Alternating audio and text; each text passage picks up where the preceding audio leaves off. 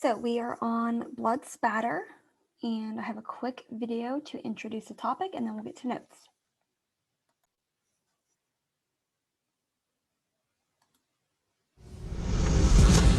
Today, bloodstain pattern analysis is routinely used in murder investigations.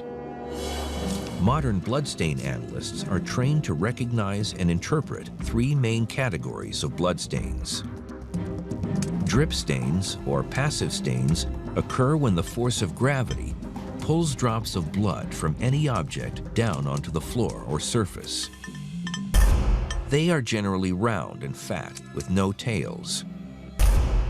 If someone is stabbed in the arm and there's blood that forms on the end of the clothing and forms a drop and falls down, that would be a passive drop of blood. The second category of blood stains are transfer stains. Transfer stain is when you have blood on something, like your hand or cloth, and it comes in contact with a non-bloody surface and transfers, smears the blood on it. But when force is impacting and dispersing blood, it breaks up into droplets and produces a third and very different type of bloodstain called spatter. Spatter can be classified as either high, medium, or low velocity. Analysts first look at the shape of the stain. The shape determines the direction the blood was traveling. A circular stain means it hit a surface relatively straight on at a 70 to 90 degree angle. But if a stain has a tail, that indicates the direction the blood was traveling. Next, the analyst measures the length and the width of each stain and calculates the angle of impact using simple trigonometry. The final step is to literally connect the dots by using lasers to show the path that each bloodstain traveled. And where those paths converge is where the injury took place.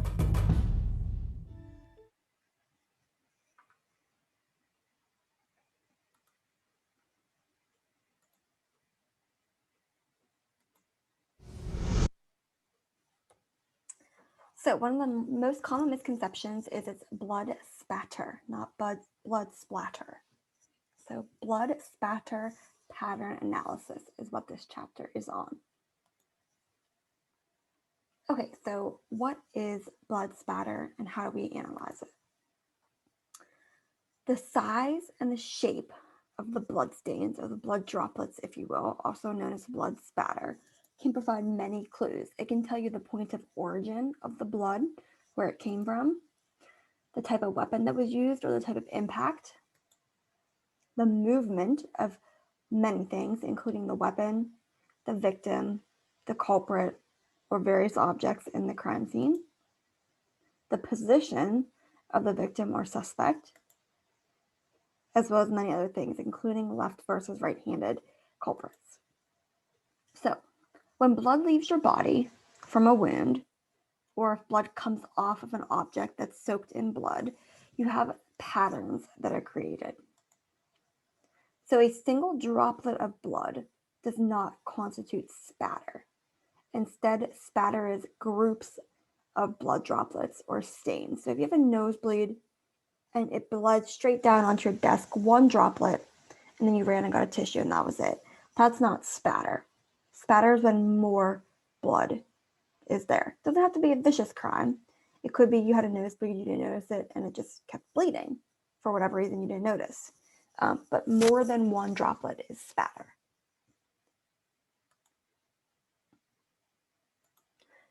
So blood has what we call cohesion. So cohesion basically causes blood to stick together. And I'm sure you've all seen blood at some point, probably from your own body, a cut or something. And it's kind of thick and sticky, but still able to flow, if you will. So that cohesion causes blood to stick together. It forms that rounded shape. As it's falling, that rounded spherical shape is pulled down by gravity, and you get this teardrop shape. When the droplet actually strikes the surface, if the force is great enough, then cohesion can be overcome, and that's when the blood begins to spread out and flatten out. If the cohesion is not overcome, it may not flatten or spread out at all. So when you're looking at a blood stain, you can see some droplets that are separated from the main drop if cohesion is overcome, and that comes with great force, height, or angle.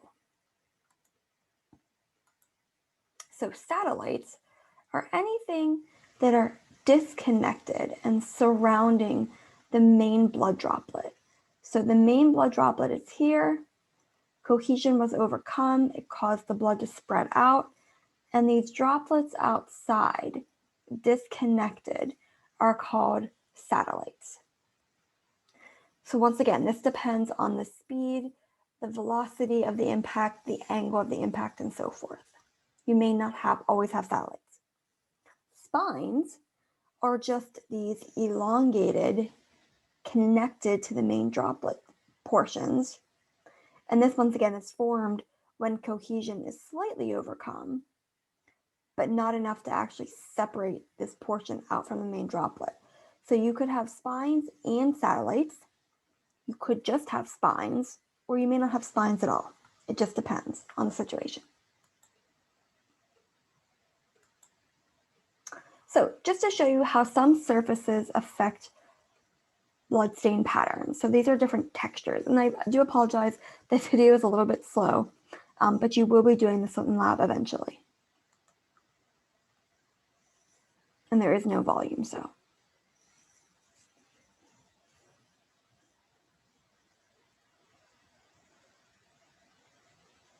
So you can see on a piece of foam board, it's very smooth. Cohesion is overcome slightly, there's some spines. On copy paper, I'm actually gonna pause it in between. On copy paper, just printer paper, you can see that cohesion was overcome a little bit more. There are bigger spines and there are a few satellites. Sandpaper, very rough. The texture itself, and all these are being dropped from the same height with an eyedropper. So that's the same. So you can see that, I'm play a little bit farther. More cohesion was overcome. The spines are definitely longer, and you can see there are more satellites. So the texture can also just affect that. Plywood, kind of rough. So notice it spreads out and then kind of pulls back together. It's no longer a circular shape because you have those grooves and bumps in the wood. You can also see that because the blood doesn't absorb like it did in the others so far, that these stay kind of balled up. They don't spread out.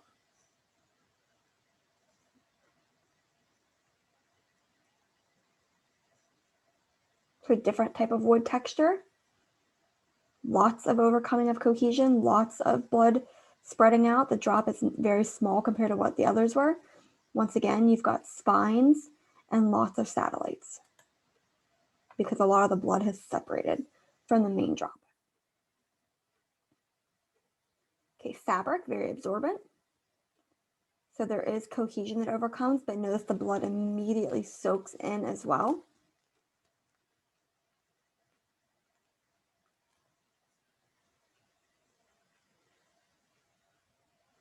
Glass, very smooth, not at all absorbent. So it basically just spreads itself out. Cohesion is not overcome. It's such a smooth texture.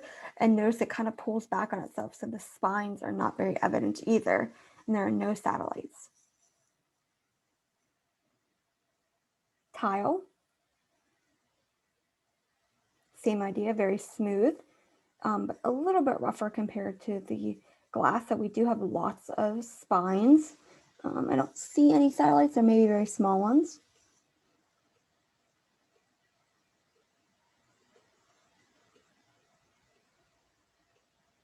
Smooth ceramic tile. So this is going to be smoother than the other tile. So notice almost no cohesion is overcome, very minimal spines, no satellites.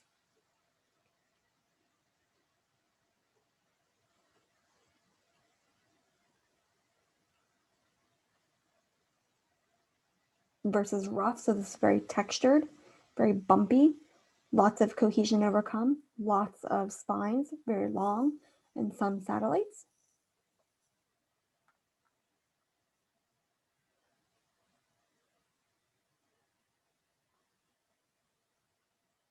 Galvanized steel. It looks very textured, but it's not. It's very, very smooth. So very, very minimal to no spines and definitely no satellites. It just kind of pulled back on itself. Cohesion was barely overcome in this case. And these are all flat surfaces too, except for the texture within. Asphalt, common crime scene. Flooring, so you can see lots of cohesion overcome. The droplet completely broke up, so much so that there's really no spines left. They're all just satellites.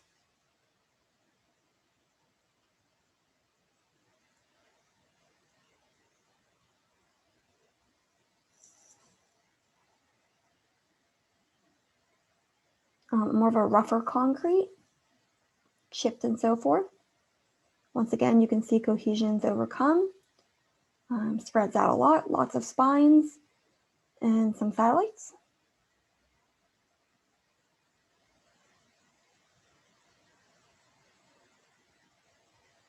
And then they're going to show you them all together. So once again, all drop from the exact same height, the exact same amount of blood.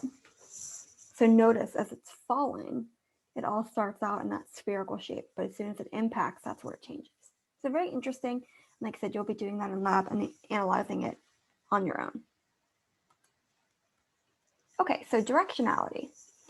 Directionality is basically the direction that the droplet of blood traveled in space from its origin.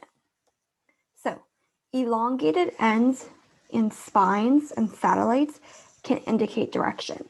So with this blood droplet, if you saw this on a surface, the blood started somewhere on the right and traveled and impacted towards the left. So these spines and satellites tell us it's almost like the point on the arrow. Same thing with this one. The elongated portion is the arrow's tip. So the point of impact is always wider than the forward traveling edge. So once again, thicker on the point of impact, thinner in the direction it was traveling. And like I said, satellites may appear in front. So just to make sure it's clear, this blood, was traveling in that direction. Okay, because the skinny side, the satellites are like the tip of the arrow.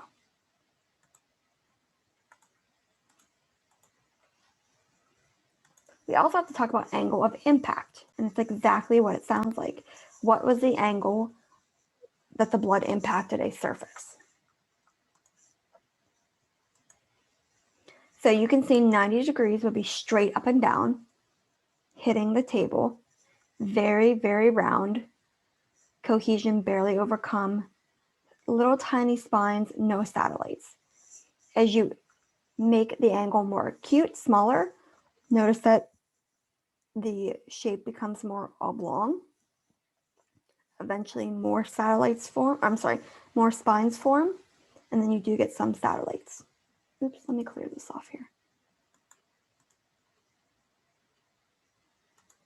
So at about 30 degrees is where you start to really get some spines.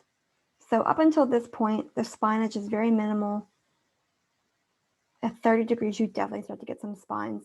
10 degrees, the spine is so long that you can't even see the end of it, and you may have some satellites. So think of it in this format. You have this blood droplet, it's traveling towards this surface and it impacts. This is the part that's going to stay. This is the point of impact right here. And then if cohesion is overcome, it's pushed forwards. So that's why you get that elongation in that spine. This is kind of stuck in place, if you will. It's the impact area, and the rest is pushed out. So the more acute, the smaller the angle, the more they can push out. When it's straight up and down falling, it doesn't really push out because it's impacting at a 90-degree angle. So we'll also look at that in lab. So how do you actually calculate angle of impact? Say you have a blood stain. How do you determine angle of impact? It's very simple. So you're going to take the blood stain, whichever it is, doesn't matter the shape of it, and you're going to measure the length and width in either centimeters or millimeters. It does not matter, it just depends on the size of the blood stain, and you just have to be consistent. You do not want to include any spines or satellites because that is making it more biased.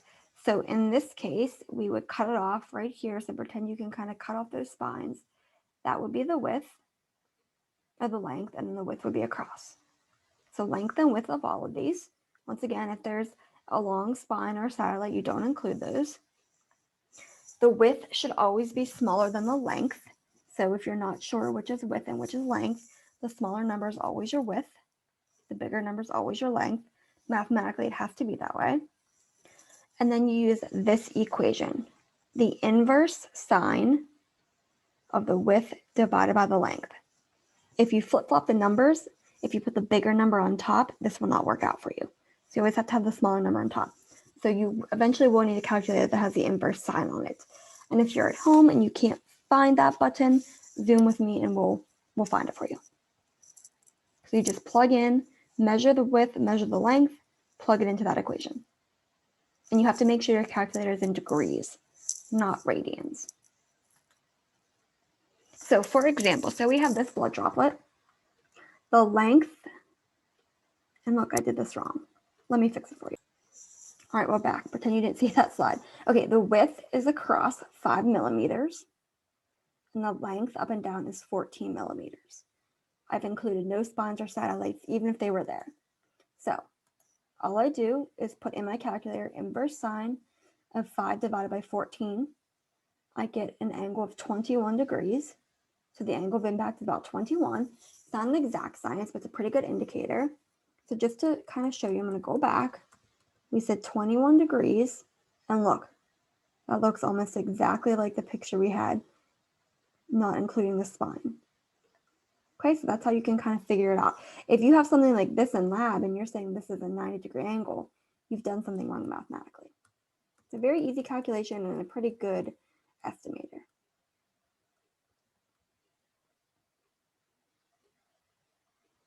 I don't think there's any sound with this video either, but it does show you that spreading out depending on the angle of impact. And you'll be doing this in lab as well eventually, unless you're cyber, in which case you'll be using videos like this.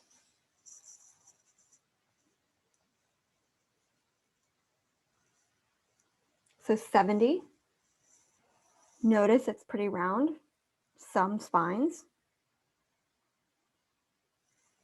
They're decreasing 45 degrees. Much more oval shaped, and notice the spines are towards the bottom because gravity is pulling that blood down because it's angled. An even smaller angle, 30. Notice it kind of rolls down and you get very long spines, very oval shape.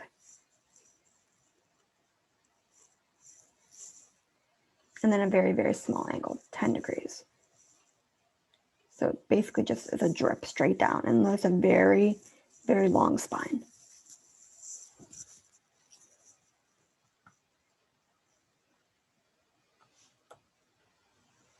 So you can also use angle of impact and the shape and the origin or shape of the blood to determine the area of convergence. The area of convergence is basically the approximate location or the approximate origin of the blood. That could be coming from a person's wound. That could be coming off the suspect's clothing or hands, or a weapon. So basically what they do is they draw straight lines through the blood droplets that they find. They know the direction of travel based on the spines and satellites. So the blood was moving away from this corner of the wall. Now they wanted to determine where exactly was the wound or the blood coming from. So they basically take string, or now they sometimes use lasers, as you saw in that introduction video, and they determine the angle of impact, and they point the lasers or string at that specific angle, and then they determine where do they all cross over. So that means that in this crime scene, the person was either bleeding from this height or a weapon with blood covering it was at this height. You can kind of piece together the puzzle a little bit easier. So it's basically using the angle of impact and lasers or strings in determining the intersection. So it's kind of mathematical, geometrical, but it is pretty groundbreaking and is pretty accurate. So once again, these are crime scene depictions of, where they think the person was versus where the victim was, the weapon, whatever it may be. Okay, so here's a quick video showing you this used in real life in an actual crime.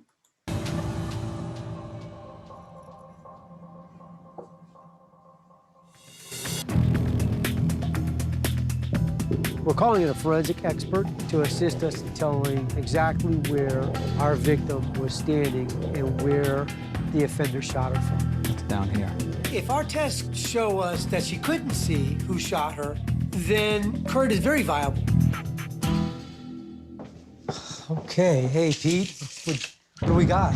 All right, I have quite a bit of information for you. Sweet. We spent a lot of time on the trajectory and on the blood spatter. Okay. So I have 12 defects in the door. I was able to derive this general area of origin for the blood spatter. Okay. She would have been standing somewhere right around here. Somewhere around this area, plus or minus a few inches. Let's turn on the laser, and then we'll sort of see where the pieces come together. Fair enough. Okay, so now I've got my dot. I'm going to kill the lights, send the fog out. Oh, wow. That's incredible. That's pretty cool. That is absolutely incredible. Now you can consider anywhere along this line there could be a muzzle of a shotgun. Keep that in mind. Okay, I got you. Okay, Pete, based on where you're standing, is it possible that the shooter turns first, shoots the father laying in the bed, and then just turns the shotgun and shoots the mother coming out of the bathroom? If we use my ruler as a shotgun, let's say hypothetically, Okay. someone walks into the room, I shoot at the victim in bed, and I can move and I can shoot here. That sounds feasible. That's one scenario. I know, but consider. it looks good. So you can see that it's not a quick process. Recreating that with the protractors, the rods with the lasers, the strings, you have to be very accurate. It's time consuming, but you can figure a lot out when it all comes together. So another thing to consider, and there's many things that come together, obviously. The experts have to consider all these. Height affects the appearance of blood droplets. So just looking straight up and down, 90 degrees, we're not going to throw angles into this.